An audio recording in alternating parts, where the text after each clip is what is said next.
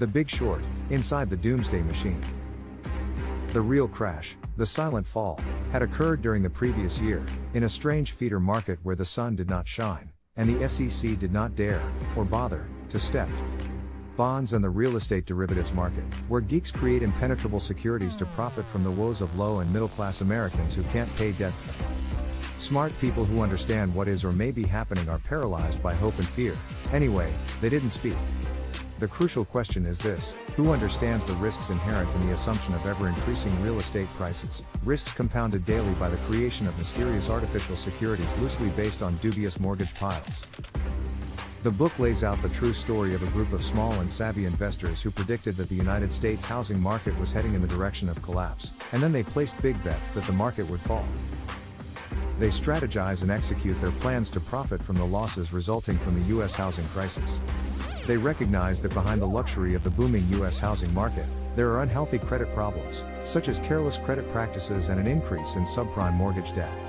Those investors are using complex financial instruments, such as options and bonds, to profit from the fall of the housing market. They also conduct careful and in-depth research, conduct interviews with experts, and study the latest data and statistics on the U.S. housing market. The book also discusses various government policies, and how they played an important role in exacerbating the global financial crisis. The Big Short provides an interesting and in-depth insight into how global financial markets work, and also describes the role played by investors and bankers in them. The book The Big Short also discusses how these investors should fight the system and the general view that the U.S. housing market will not fall, and that those who place bets on the fall of the U.S. housing market are lunatics.